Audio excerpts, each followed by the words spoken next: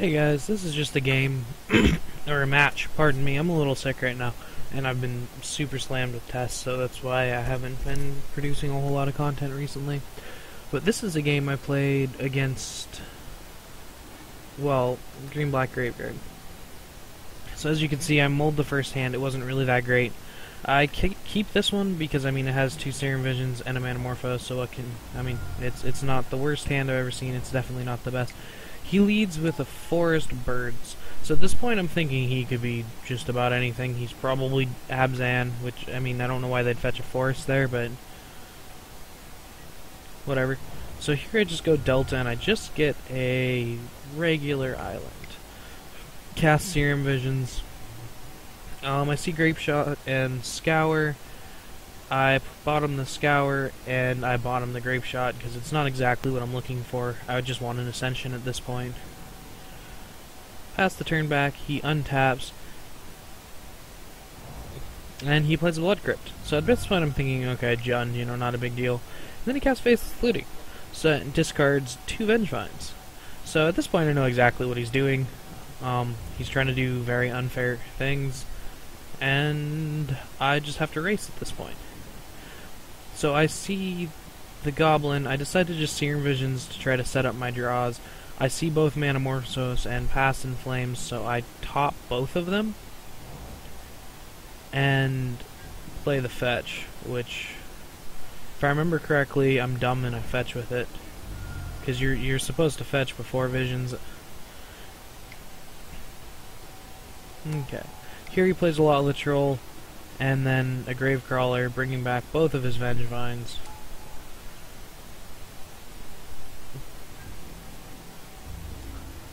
He attacks with both the Vengevines for 8, putting me down to 11. I'm assuming this troll is, you know, gonna be huge. So I draw the Past in Flames. I play the Mountain. I cast Manamorphose to draw the other Manamorphose, making a red and a blue. I play the Electromancer, fetch for a red land, Rit, Manamorphose, red-blue as always, or no, blue-blue because I have a bunch of red. And then I thought Scour targeting me, and just cast this Past in Flames. I could have cast the Electromancer first and been left with just 1 red mana, but I decided to wait on it. So here I Ritual up to 4, Manamorphose, making blue-blue. I play this Ascension since I can activate it rather easily. So I start with the Visions and get some counters going. I bottom the Electromancer, keep the Ravings, and then I activate the Ascension.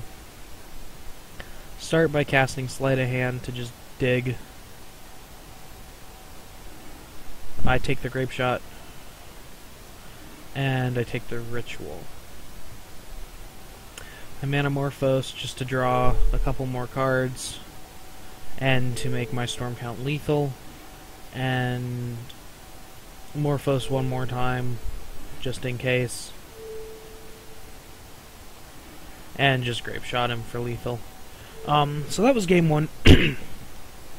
So against this deck, Blood Moon's usually pretty good. I board in Empty the Warrens and Lightning Bolt and Echoing Truth as well.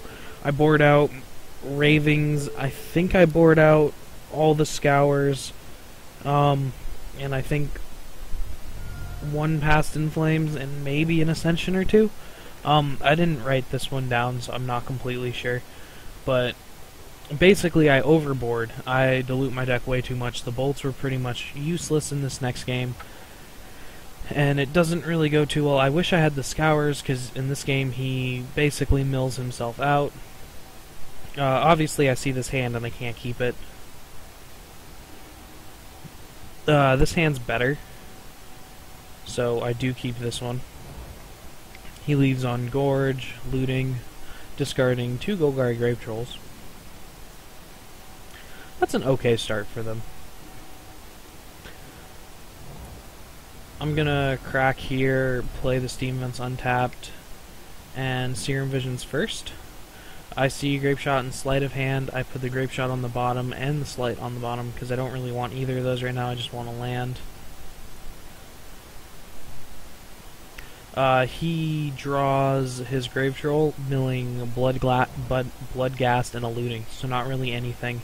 He gets his Bloodghast back and casts Looting again, milling a Grave Troll, another Bloodghast, a Bird, and a Lotleth Troll, and on a second draw he brings back the other Troll, getting two Vengevines, a Gravecrawler, another Looting, and a Stinkweed Imp into the graveyard.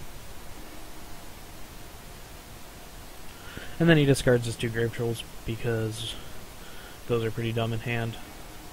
I do hit my land, so here I just play the Delta, I crack it for an island, and just cast Manamorphose, make a red-blue, play Electrum, or Probe first.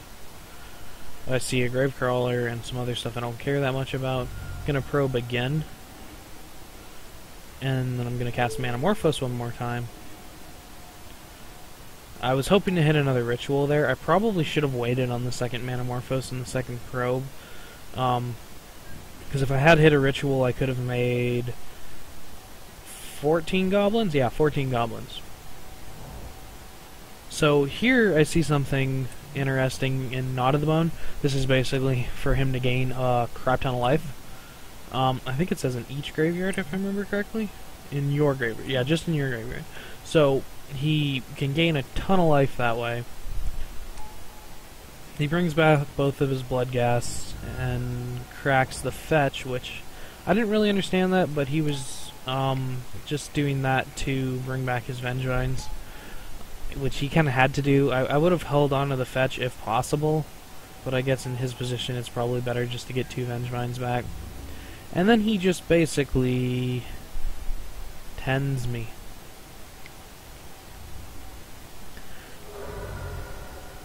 So at this point I'm in a little bit of trouble. I draw and see something that I do not care about.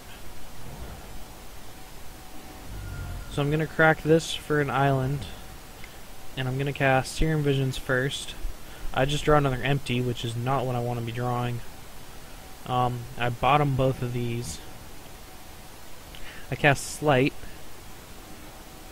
I take the Manamorphose. I cast the Ritual first, then I cast the Manamorphose, making a red and a blue. I see Blood Moon, but at this point it's way too late for Blood Moon. I just have to cast Empty, make a ton of Goblins. I do attack in, since I don't plan on blocking with my Electromancer, and his guys can't block, there's no reason not to. Here he mills over an interesting card in Dark Deal.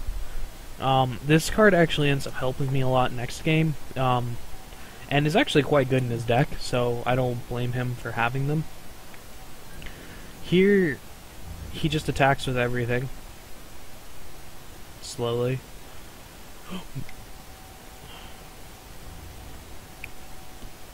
I block everything. And everything dies except for his Vengevines. And then he just casts Knot of the Bone, which gains him a ton of life. He goes all the way up to 43. Which at this point, I'm basically not killing him unless I full combo. So here I just cast Serum Visions. Put them both on the bottom, because neither of those are going to do exactly what I wanted. The Past in Flames might have helped, but it's likely not to actually be that useful. I do end up just casting the Blood Moon, or no, I cast an Empty just to have more blockers, so I can try to kill off these Vengevines, or at least, you know, chump block them for some turns. Because if I just kill them, they're gonna just all come back. So I didn't cast Blood Moon because I don't expect, it doesn't actually change the clock at all. Because I'm at 1, I'm dead. I'd rather he just, goes down to 8 cards in his library. I'd rather he attacks me and doesn't know about the Blood Moon. Because it's not likely I'm winning this game. Blood Moon's not really changing anything at this point. I could have killed one of the Vengevines there, but I could also just chump him again this turn. I draw nothing, I play a fetch that I can't crack. I don't attack this time, because if he does hit a land, it technically doesn't matter, because he's at 1,000,000 life. He does end up hitting his land, so he brings back his blood gas, and I just concede the game at that point, because I can't win. So at this point, I decided bolts are dumb. Echoing Truth, I didn't actually like that much. I think I kept that one in, though. I went down on empty. I didn't actually hold that many, but I kept the Blood Moons. And this game went a lot better. Like the last game, I probably should have kept that Past in Flames, but even then I don't think I was going to be able to combo through 43 life with just that. Here I just play this, wait a second, he loots, discards Grillgarry, Grave Troll, and a Stinky. I'm just going to scour myself, because I can mill him out eventually if I need to. So here, since I haven't seen any removal, I'm just going to crack for a red land and Manamorphose out my Electromancer. Which I draw another one, which is sweet.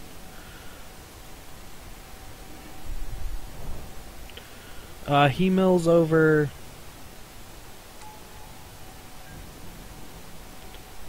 a bunch of stuff, but the Blood Gas is the only relevant thing. I draw Past in Flames, that's a fine draw. I believe I just cast the Electromancer here, because I don't really want to combo right now, and just attack through his Bloodghast.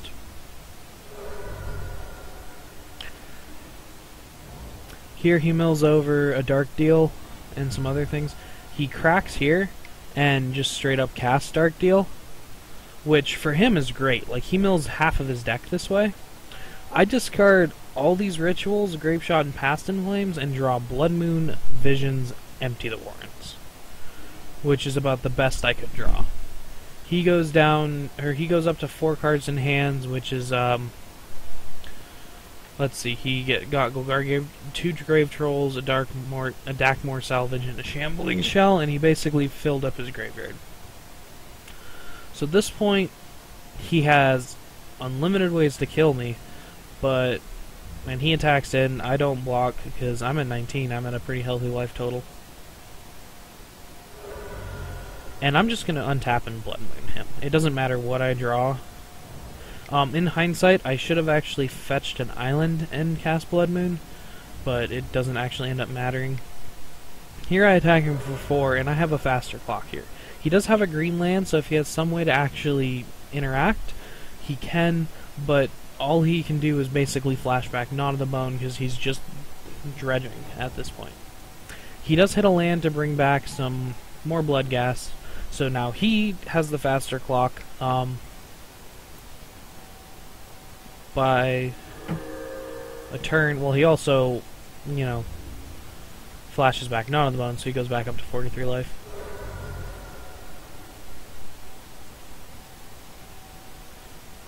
So here, I draw the perfect draw, an island, which I play the Tarn right now, and I just flash back Past in Flames.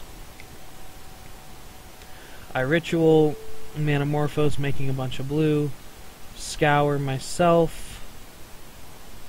Wait, I think I scour him, actually. Yeah, I scour him just because he has almost no cards, and all I was planning on doing was a small empty to fight back, and I drew another empty. So here I just ritual, and I end up Grapeshotting for 8, targeting him.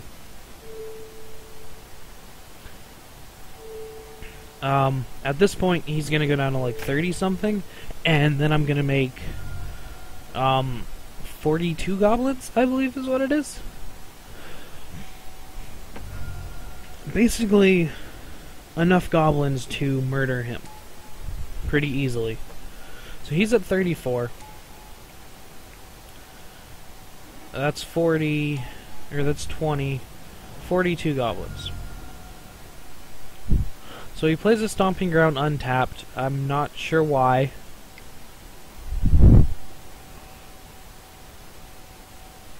I don't know why he played it before he attacked either, because then I just get to eat all of his things. He's gonna gnaw the bone going up to 72. I'm gonna untap. I'm just gonna cast Serum Visions. See another Blood Moon. I'm just gonna play the other Blood Moon, just in case. And then I'm gonna attack him with everything. Which, Moto has a nice button, you can just right click and attack with all, but for some reason it only counts it as attacking with one thing at a time in the replay. But basically he's taking 39 plus 4, 43. He goes down to 29, untaps, doesn't draw anything, and is just stone dead. So, all in all, I think this matchup isn't actually that bad, especially since we can just lock them out with Blood Moon. It does really depend on which version they're playing. I have seen junk versions that run Abrupt Decay, and Abrupt Decay is a lot worse for us. It's not the worst thing that's ever happened, but Abrupt Decay can actually interact, and if we do cast Blood Moon and they're not tapped out, they can just decay the moon. But all in all, I think this is an interesting matchup. I kind of want to build his deck, because it uses a lot of the things that I loved in Standard. Like, I love Lotleth Troll. I personally wouldn't run it without Grizzly Salvage, but I think Dark Deal is actually a really good card for them as well. And plus I can run my foil lootings and get my blood gas and my birds actually used. But I mean, all in all, I think this matchup's relatively even, and it's gonna just be a race game one, a race that we should technically be able to win. I mean, it can be close. Every once in a while, they'll just have a huge troll on turn 2, and then we'll die turn 3 or 4. But we should we should generally be able to win this game, our game 1s, and then game 2 it gets a little iffier. But I still believe that it's pretty even, especially since we have Blood Moon. If we get down an early Blood Moon, they are basically locked out of the game.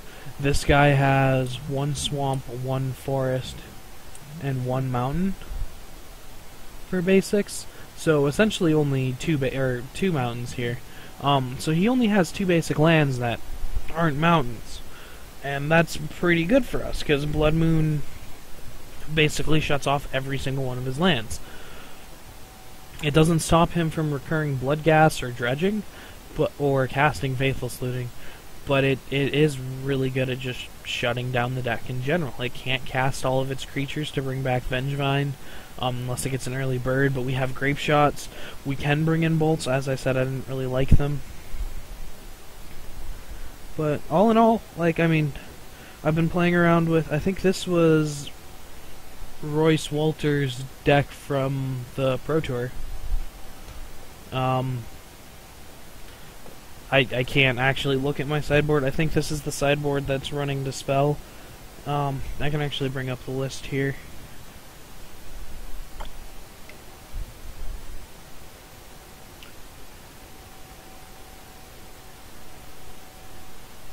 This is the list that... Yep, this one here. So he has the Swan Songs in the board, which I didn't bring those in. I did bring in the the Lightning Bolts, and I didn't like those against that deck. But Blood Moon and Empty the Warrens is just fine against them.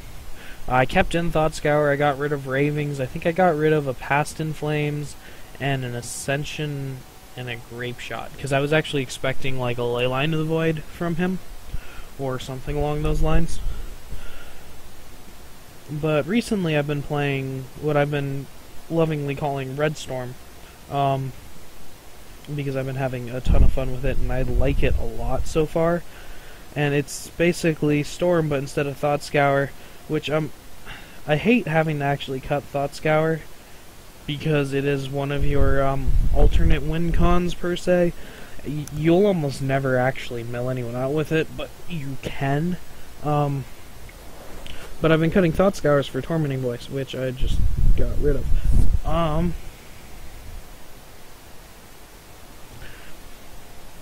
I've really been liking Tormenting Voice because it's really, it works really well with Ascension. When you're actually comboing, it's really nice just to have the second red draw spell, and it just generates so much card advantage. Since you discard a card, you get to sculpt your graveyard for exactly what you want. and it's been really nice so far. I have been enjoying it. Let's get these bolts over. Yeah. All in all, it's something I'd recommend trying. I'm not sure if it's better yet, but it's definitely been fun. So hopefully I'll have some videos up with this deck, and we'll see. Like I mean, I plan on, once I get done with my tests over the next couple of days, actually streaming either this Friday or Saturday.